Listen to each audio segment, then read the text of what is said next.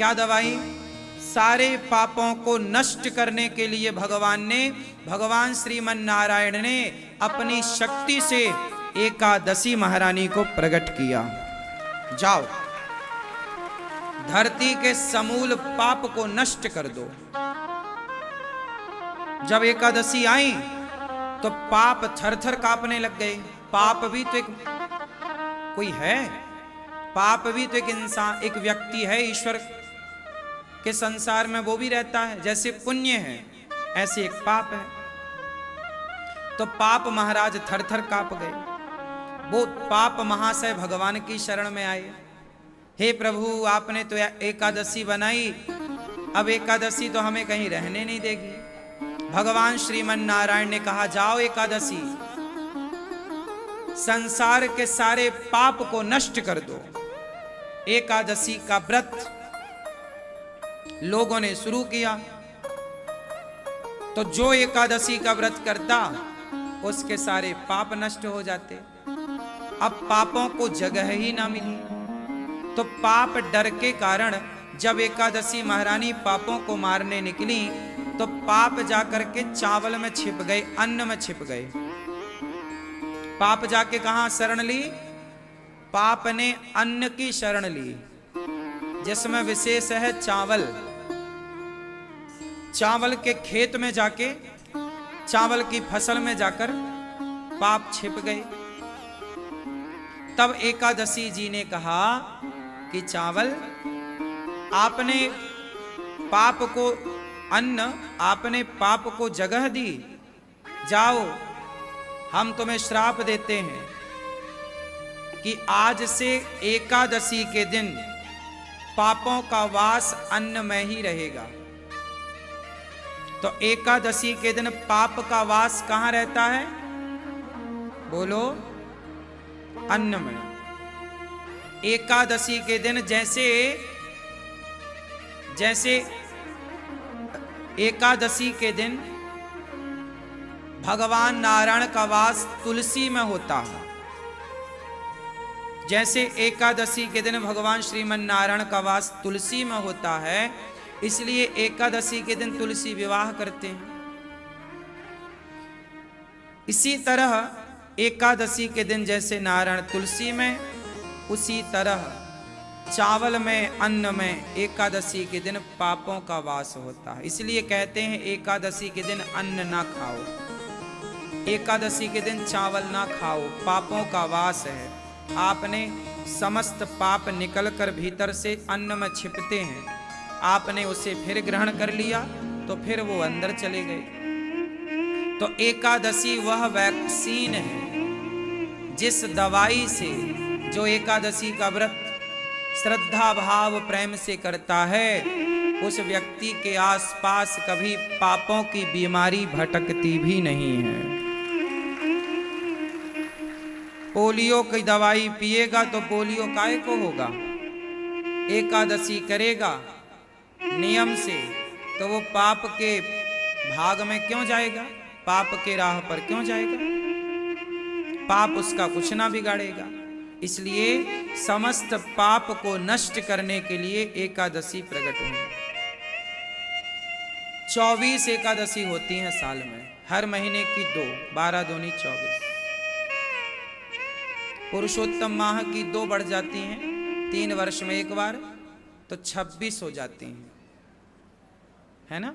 जैसे 2 सावन पड़ते हैं, कभी इस बार 2 सावन थे, पिछली बार कभी 2 आषाढ़ आते हैं, कभी 2, 3 साल में एक बार पुरुषोत्तम माह बढ़ता है, तो 26 एकादशी हो जाती हैं कभी कभी, सामान्य तो 24 है। तो 24वां एकादशी में जो सबसे उत्तम एकादशी है, आज की एकादशी को कहते हैं देव उठनी एकादशी। आज से देवता उठ गए। देवता कितने बजे उठते हैं? बोलो। देवता 4 बजे उठते हैं। तो आज मतलब देवताओं के 4 बज गए।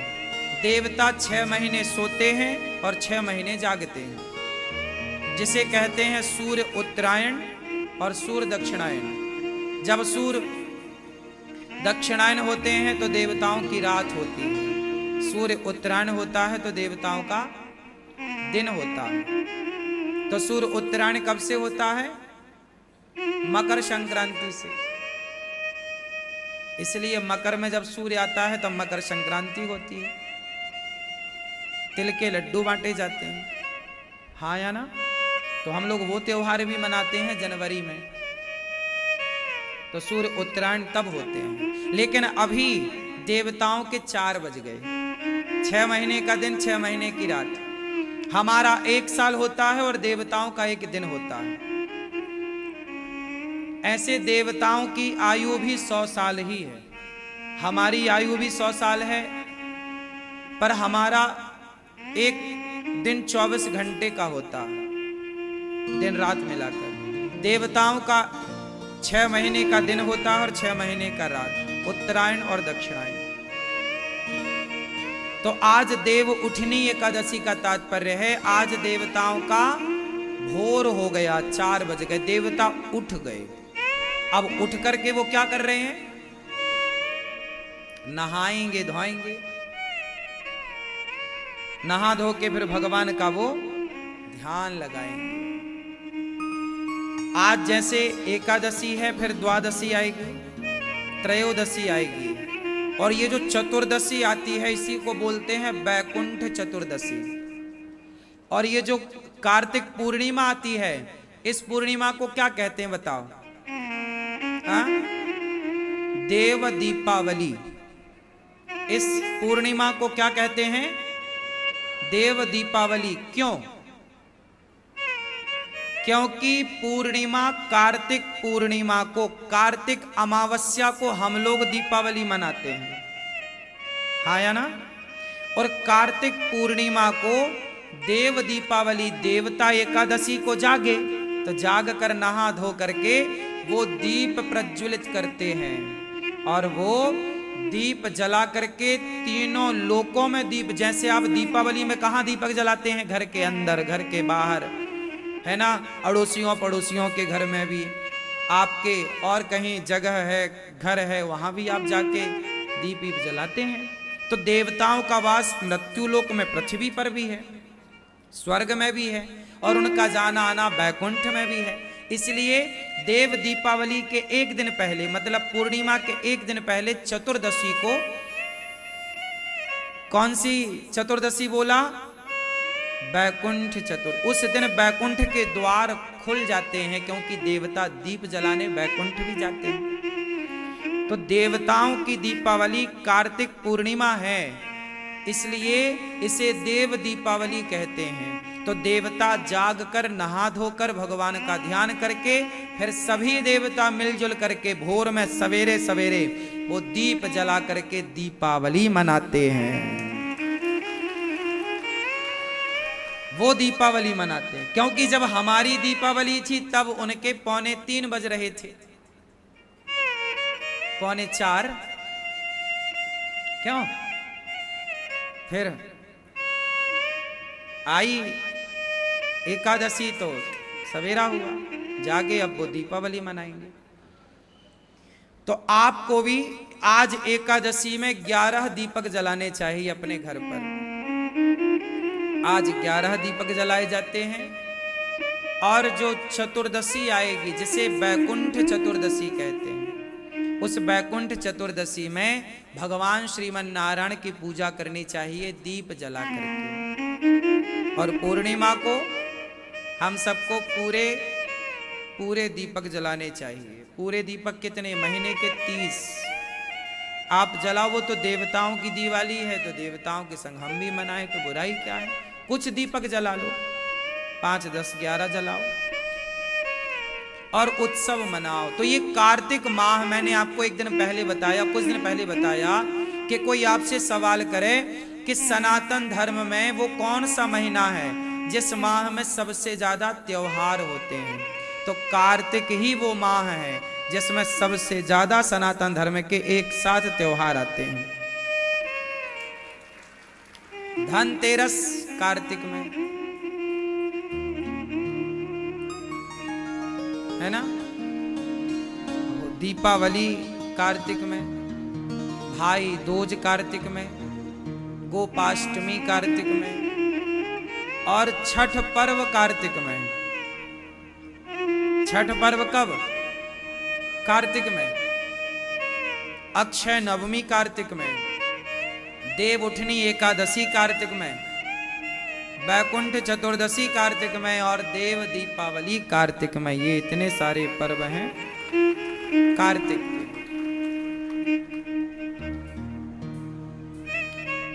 और किसी महीने में इतने सारे पर्व नहीं होते।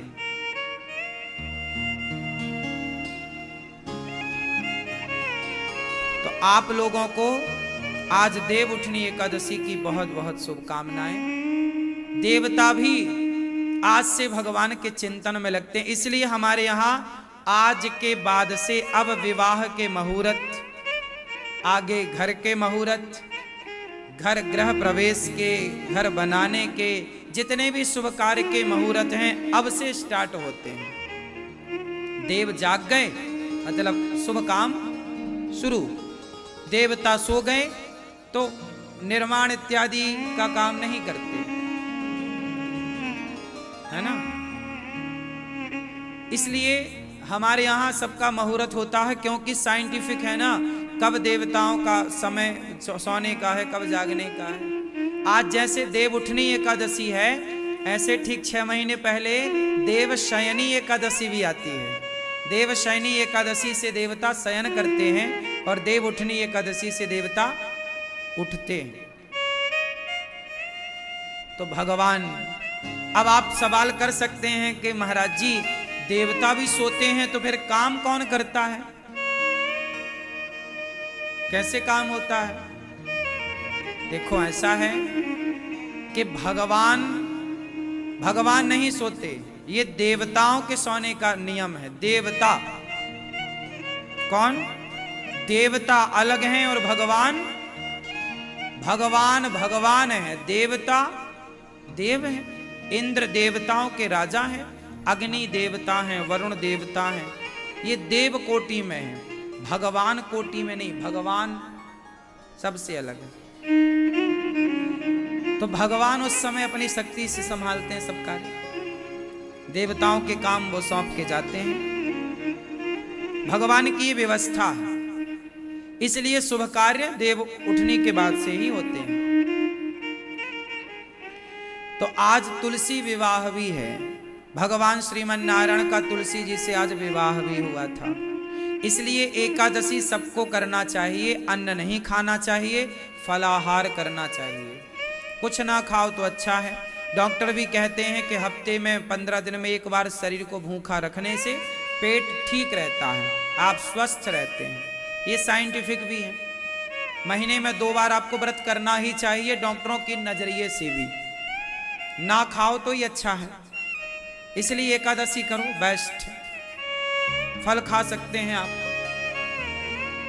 एकादशी का व्रत सवेरे भगवान को स्नान करा के चरणामृत लेकर एकादशी करना चाहिए स्टार्ट। दिन भर ज्यादा से ज्यादा कथा सुनो, कीर्तन करो, अच्छे काम करो। और द्वादशी को चावल खाकर, सवेरा होगा द्वादशी को कल, तो आप बड़े प्रेम से स्नान करिएगा, भगवान का दर्शन करिए, पूजा पाठ करिए, चरणामृत पीजिए और दीन दुखी को भोजन कराइए, कन्याओं को, दीन दुखी को। इसलिए गौरी गोपाल आश्रम में हजारों संतों को कल आप प्रसाद बंटवा सकते हैं कि द्वादशी की सेवा कल हमारी ओर से। तो पहले किसी को खिलाओ, फिर आप एकादशी के दिन चावल खा करके व्रत का पारण करो। द्वादशी को करना त्रयोदशी लगने के पहले, ये नियम है एकादशी का। त्रयोदशी लगने के पूर्व में द्वादशी का पारण कर लेना चाहिए, एकादशी का पारण कर लेना चाहिए। तो ये एकादशी की महिमा है। एकादशी महारानी को भगवान ने प्रकट किया था, जाओ पाप का नाश करो। जो एकादशी करता है वो बैकुंठ जाने का अधिकारी होता है। इसलिए एकादशी में ज्यादा से ज्यादा कीर्तन, भजन, अच्छे काम। कुछ लोग कहते हैं जी महीने की दोनों एकादशी करें कि ना करें। कुछ लोग बड़े कंफ्यूज, लोगों को बड़ा कंफ्यूज कर देते हैं। सारी एकादशी करनी चाहिए, और एकादशी का उद्यापन आपका मन है तो करो, पर मेरी नजरिए से देखो, मैं कहता हूं अच्छे कामों का उद्यापन नहीं करना चाहिए। उद्यापन करना ही है तो झूठ का उद्यापन कर दो, क्रोध का उद्यापन करो, अभिमान का उद्यापन करो, अपने भीतर की बुराइयों का उद्यापन। उद्यापन मीन्स छोड़ना। छोड़ना ही है तो बुराइयों को छोड़िए, बुराई का उद्यापन करिए, अच्छाई का, एकादशी का उद्यापन। तो एकादशी करते करते जीवन पूरा हो। एकादशी करते करते जीवन पूरा हो। क्यों छोड़ें? अच्छे काम क्यों छोड़ना है? उद्यापन करो झूठ का। चलो जी आज झूठ का उद्यापन करते हैं। बुलाओ कन्याओं को, बुलाओ ब्राह्मणों को, बुलाओ समाज को, सबको भोजन कराओ। लोग पूछें भैया आज काहे भोजन करा रहे हो? भैया आज से हम झूठ छोड़ेंगे, आज से झूठ का हम उद्यापन कर रहे हैं। खाओ पियो आज से। अब झूठ का उद्यापन कोई नहीं करता, छल कपट का उद्यापन कोई नहीं करता। बस ले दे के एकादशी का महाराज जी उद्यापन करना। अच्छे काम क्यों छोड़ने? एकादशी तो अच्छी है, आपको पाप से बचा रही है। आपको भी एकादशी के दिन ठूसना तो रोटी ही है। क्यों खाना है रोटी? क्यों खाना है अन्न? एक दिन शरीर को अन्न के बिना फल पे रखो। शरीर है ना, अदल बदल के खाना चाहिए। कभी अन्न खाओ, कभी फल खाओ, कभी अन्न खाओ, कभी फल खाओ। इससे क्या होगा? शरीर को जो पोषक तत्व चाहिए वो मिलते रहेंगे। अब आप एक रोटी चावल ही खाओ, इसलिए तो आप बीमार हो। अदल बदल के नहीं खाते। खाना पीना भी अदल बदल के खाना चाहिए। एक सी दालें नहीं, एक सा भोजन नहीं करना चाहिए। इसलिए भगवान ने केले का गुण अलग बनाया, एप्पल का गुण अलग बनाया, सेब का फलाना पपीता का गुण अलग बनाया, कीवी का गुण अलग बनाया, अंगूर का गुण अलग बनाया, रोटी का अलग है, दालों का अलग है, चावल का अलग है, बादाम, ताकि हर पोषक तत्व एक में नहीं हो सकता था। तो ईश्वर ने डिवाइड कर दिया कि आप कभी बादाम खाओ, कभी चने खाओ, कभी अंकुरित अनाज खाओ, कभी दाल खाओ, कभी सब्जियां, कभी पालक की सब्जी खाओ तो कभी मेथी की, क्योंकि कुछ गुण पालक में है तो कुछ गुण मेथी में है। जो गुण पालक में है वो मेथी में नहीं, और जो मेथी में है वो पालक। तो आपके शरीर को सब चीजें चाहिए, लेकिन आप तो बस एक के पीछे पड़ जाते हैं। एक ही खाना, चटनी कभी टमाटर की खाओ तो कभी मूंगफली की खा लो, तो कभी अमरूद की खा लो, तो कभी और चीजों की खा लो। तो अदल बदल की चीजें हो, एक सा नहीं खाना होना चाहिए। आहार एक सा नहीं।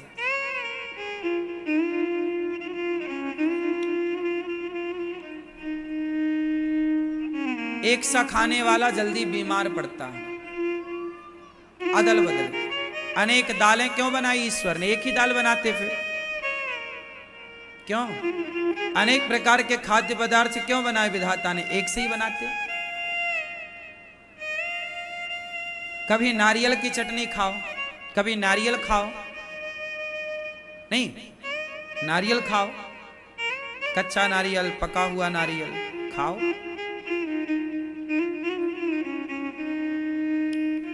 तो इस तरह से हमें त्योहारों को मनाना चाहिए। एकादशी के दिन जल्दी जाग कर स्नान करके पूजा करो, भगवान के कीर्तन करो बड़े प्रेम से। भगवान में ही वो दिन बीते। उस एकादशी के दिन पूरा दिन भगवान के नाम। कल हम लोगों ने सुना कि कपिल भगवान की मां देवहूति मां सिद्धा नाम की नदी बनकर बह गई। मनु जी महाराज की तीसरी बेटी प्रसूति, जिनका विवाह दक्ष से हुआ। सबसे छोटी बेटी सती, जिनका विवाह भगवान शंकर जी से हुआ। भगवान शंकर जी माता सती के साथ रहते हैं। वही सती पार्वती बनी और शिव पार्वती का विवाह हुआ। मनु जी महाराज के दो बेटे हैं, प्रियव्रत और मनु जी महाराज के दो बेटे प्रियव्रत और उत्तानपाद। उत्तानपाद की दो पत्नियां सुनीति और सुरुचि। सुरुचि के पुत्र हुए उत्तम, सुनीति के पुत्र हुए ध्रुव। देखो ध्रुव जी बहुत छोटे हैं, आयु बहुत कम है, लेकिन कम आयु में भी ध्रुव जी ने वो काम कर लिया जो ज्यादा आयु वाले नहीं करते। जरूरी नहीं है कि आप आयु से बड़े हों, आपकी उम्र कितनी है मायने नहीं रखती, आपके काम करने का तरीका क्या है ये मायने रखता है। आप कितने सफल हो गए, कितने तरीके से आपने काम किया। स्वामी विवेकानंद जी तो एक कम 39 ईयर 39 वर्ष की आयु में स्वामी विवेकानंद जी तो चले गए, इतनी कम आयु। आद्य शंकराचार्य जी बहुत कम आयु में वो भी चले गए। झांसी की रानी बहुत कम आयु 23 वर्ष 23। बहुत लंबी आयु नहीं मिली इन लोगों को, बहुत कम समय में बहुत बड़े बड़े काम किए, इतिहास रचे। जरूरी नहीं है कि हमारी आयु ज्यादा होई तो ही हम इतिहास रचे। ध्रुव जी ने 5 साल की आयु में अपने पिताजी की गोद में बैठने गए, सौतेली माँ ने हाथ पकड़ के नीचे गिरा दिया, तो इस गोद में नहीं बैठ सकता जा। क्यों? क्योंकि तू मेरा बेटा नहीं है, तूने मेरे गर्भ से जन्म नहीं लिया। जा पहले तप कर, तप करने से भगवान मिले तो भगवान से कहना कि वो मेरा बेटा बना के तुझे भेजें, तब तो इस गोद में बैठने का अधिकारी बनेगा। ध्रुव जी रो पड़े भरी सभा में, समाज के आगे। 5 साल का बच्चा था ध्रुव जी, 5 साल के। सौतेली माँ ने हाथ पकड़ के नीचे फेंक दिया, जा तू अधिकारी नहीं है इस गोद में बैठने का, अपमान। चल पड़े ध्रुव जी माँ के पास, माँ मेरा अपमान हो गया माँ। सुरुचि माँ ने कहा कि तू अभागन का बेटा है। माँ क्या मैं अभागी हूं? क्या आप अभागिन हो माँ? सुनीति ने कहा पुत्र मैं अभागिन हूं। देख तुझे तेरे पिता की गोद तक ना पहुंचा सकी, क्योंकि तेरे पिता ने मेरा भी परित्याग कर दिया है।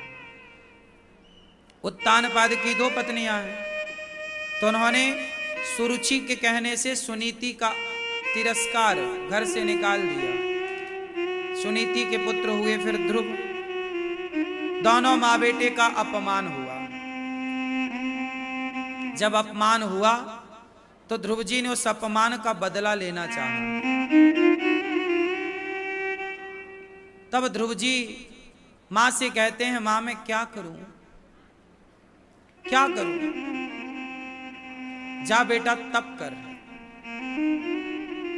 अपमान का बदला कैसे लिया जाए आप बताओ। यदि कोई आपका अपमान करे तो कैसे बदला लेना चाहिए बताओ। उसका भी अपमान करो, क्या ये सही तरीका है? ना, ये बिल्कुल गलत तरीका, रॉन्ग। आपने मेरा अपमान किया, मैंने भी आपका अपमान कर दिया, तो फिर आप में और मुझ में अंतर रहा ही क्या? फिर तो कुत्ते ने आपको काटा तो आपने भी कुत्ते को काट लिया, तो फिर कुत्ते में और आप में अंतर ही क्या रहा? ये सही तरीका नहीं है। तो सही तरीका क्या है?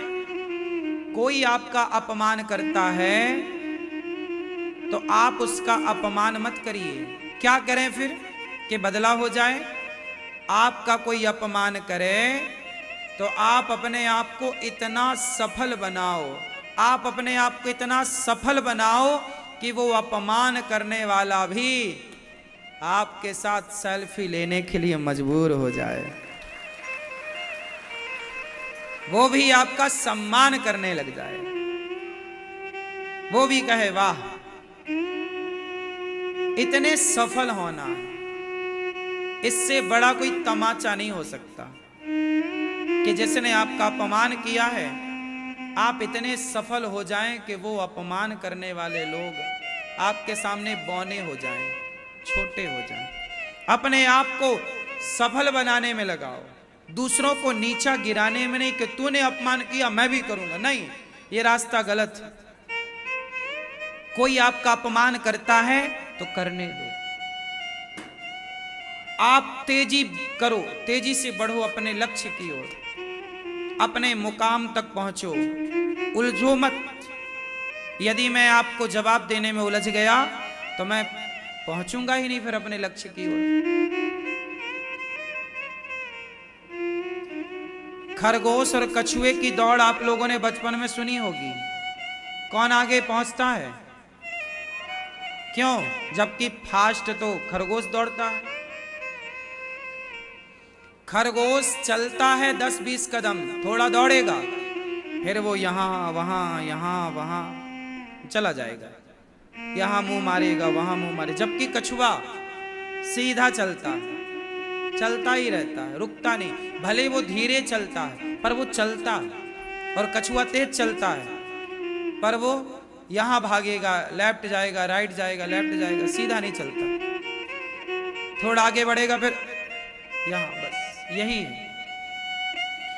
आप कई बार अपने लक्ष्य से भटक जाते हैं। आप कहते हैं उसने मेरा अपमान किया है, मैं उससे बदला लूंगा। यदि आप बदला लेने में लग गए तो फिर आपका लक्ष्य तो रखा के रखा रह गया ना। आप अपने लक्ष्य तक कैसे पहुंचोगे? इसलिए बदला नहीं, आपको अपने लक्ष्य की ओर चलना है, कछुए की तरह सीधा। वो जो आज आपको गालियां दे रहे हैं साहब, वो जो आपको गलत कह रहे हैं आज, समय अच्छा होने दीजिए, सब अच्छा हो जाएगा। जो लोग आपको आज गलत कह रहे हैं वही लोग कल आपको अच्छा कहने लग जाएंगे, और जो लोग आज आपको अच्छा कह रहे हैं वही लोग कल आपको गलत भी कहने लग जाएंगे। तो दुनिया के चक्कर में ना पड़ो, ये कब अच्छा कह दें और कब बुरा कह दें। आपसे स्वार्थ पूरा हो जाएगा तो लोग आपको अच्छा कहेंगे, आपसे स्वार्थ पूरा नहीं होगा तो लोग आपको गलत कह देंगे। अब देखो ना, चंद्रमा, चंद्रमा तो वही है ना एक, बोलो हाँ। चंदा मामा तो वही है एक, लेकिन जब गणेश चतुर्थी का चंद्रमा आता है तो कोई नहीं देखना चाहता। ए भैया मत देखना आज के चांद को, आज के चंद्रमा को ना देखना, कलंक लग जाएगा, झूठा। वही चंद्रमा है, लेकिन गणेश चतुर्थी आते ही चंद्रमा को लोग त्याग देते हैं, नहीं देखते, बोले पाप लग जाएगा देखने से। लेकिन वही चंद्रमा जब करवा चौथ के दिन प्रकट होता है तो सारी दुनिया आंख उघारे देखने के लिए, इंतजार करने के लिए खड़ी रहती, कब आए कब आए। वही चौथ है, वो भी गणेश चतुर्थी, और ये भी करवा चौथ, वो भी चौथ का चांद है, ये भी चौथ का चंद्रमा है। लेकिन एक चंद्रमा को लोग देखते नहीं हैं और एक चंद्रमा को देखने का इंतजार करते हैं। समय समय की बातें, कभी दुनिया आपको देखना नहीं चाहती तो कभी आपके देखने के लिए, एक झलक पाने के लिए इंतजार करती है। ये समय समय की बातें हैं, हाँ या ना। इसलिए अच्छा समय लाकर खड़ा करो, अपने को मांजो। मांजना समझते हैं? अपने को साफ करो, अपना हुनर निखार के लाओ, अपनी काबिलियत समाज के सामने रखो। जब आप काबिल होंगे तो दुनिया आपको देखेगी। काबिल नहीं होंगे, समय अच्छा होता है ना सब देखते हैं, बुरा होता है तो अपने भी ठुकरा देते हैं।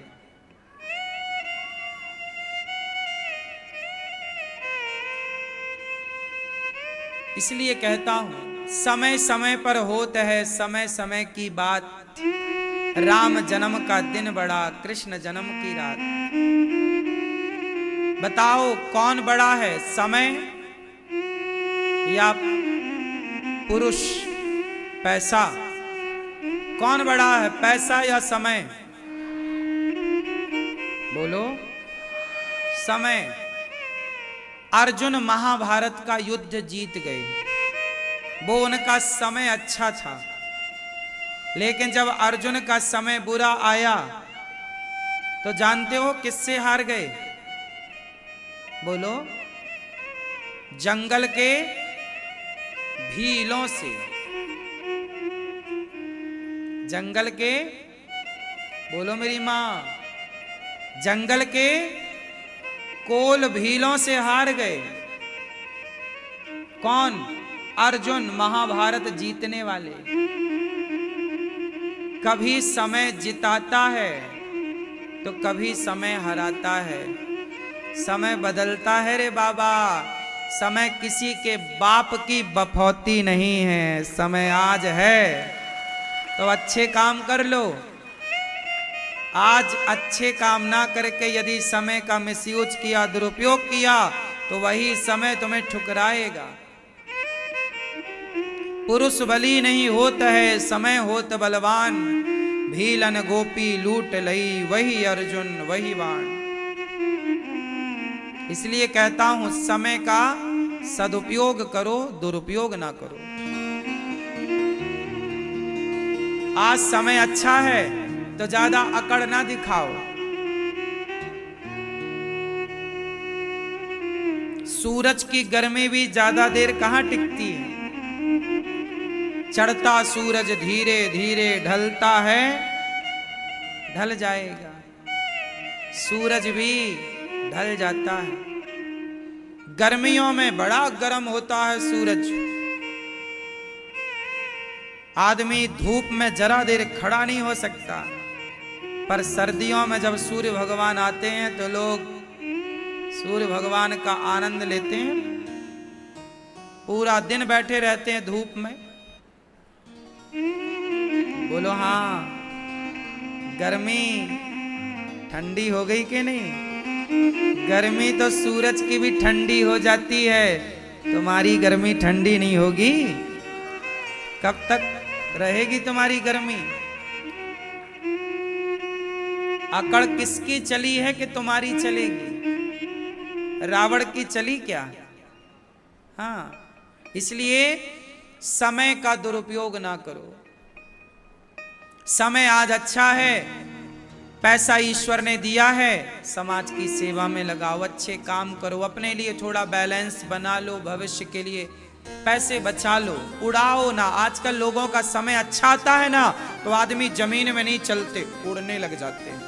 अरे हमारा समय, समय तुम्हारे बाप का भी था, क्या हुआ?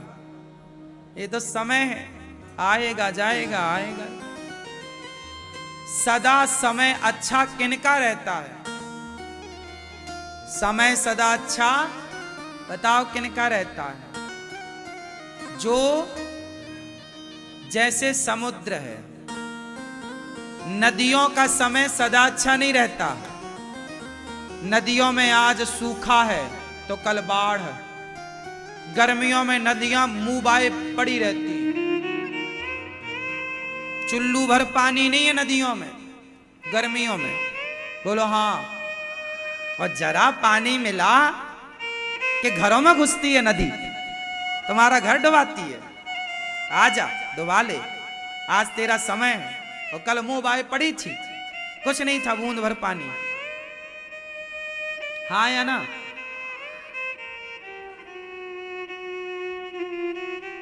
नदियों में गंभीरता नहीं, नहीं होता तो कुछ भी नहीं होता, और होता है तो देखो तुम्हारा घर डुबाने तैयार है नदियां।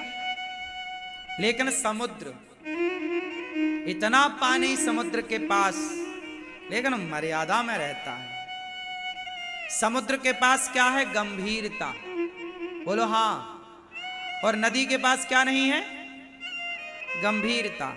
नदियों के अंदर गंभीरता नहीं है, जबकि समुद्र के भीतर, बोलो हाँ। इसलिए समुद्र के पास ज्यादा पानी है कि नदियों के पास ज्यादा पानी है? क्यों? जो गंभीर होता है ना, वो हर हाल में भरा है प्रसन्नता से। वो जरा नुकसान होने से परेशान नहीं होता, और जरा धनवान होने से अभिमानी नहीं होता। वो गंभीर है। जो गंभीर होगा वही धनवान होगा। समुद्र की तरह गंभीर बन जाइए, फिर देखो आपके पास लक्ष्मी जी भाग भाग के ना आए तो कह देना। अब तुम जरा पैसा मिल जाए, तुम पौआ पीते थे, अब 500 की बोतल पीने लग गए। लक्ष्मी जी बोली तुम 2 कौड़ी के हो, तुम्हारे पास आके क्या करेंगे। गंभीरता तो है नहीं, जरा पैसा मिला पड़ोसियों को गाली देने लग गया बेवजह, ए तेरा ऐसा तेरा वैसा।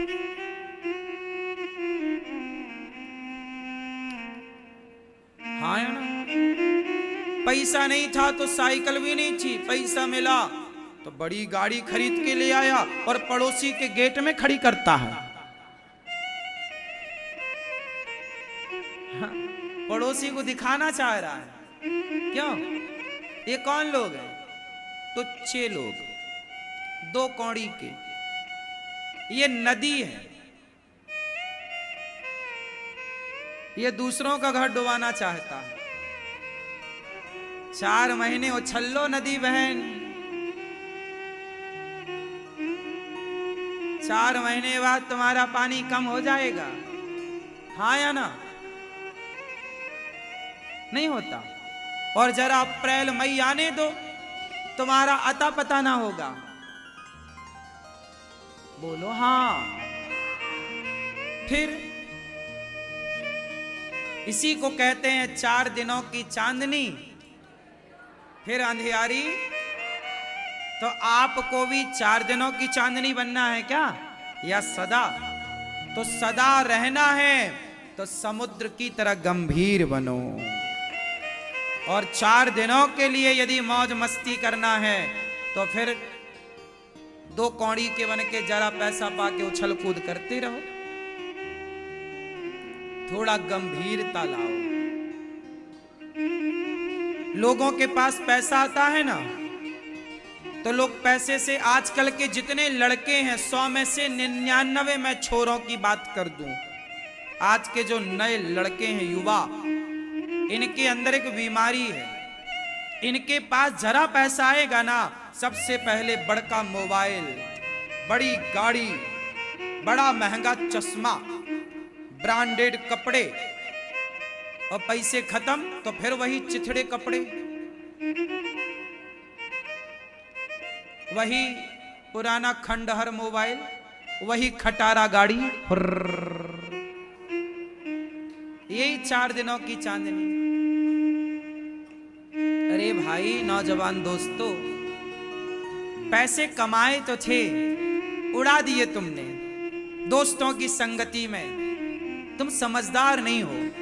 समझदार वो नहीं है जो पैसे को उड़ा दें, समझदार वो हैं जो पैसे कमाएं और उसे बचाएं। क्या करें? पैसा बचाने वाला आगे जाता है। पैसा बचाने वाला। इसलिए युवाओं को चाहिए कि पैसे को बचाएं। जितना कमाते हो ना भैया, बचाओ। मोबाइल तो वैसा लो जिससे काम हो जाए, बस। गाड़ी वो लो जिससे काम चलता रहे, चल जाए। दिखावे का जीवन ना हो। आज का युवा किस में जी रहा है? दिखावे में। किस में जी रहा है बताओ? और दिखावे के चक्कर में बर्बाद है। बाप की संपत्ति पर मौज कर रहा है, खुद का कुछ नहीं है। पापा गाड़ी दिला दो, पापा मोबाइल दिला दो, पापा जरा रिचार्ज करा दो, खुद रिचार्ज करने की ताकत नहीं रखता।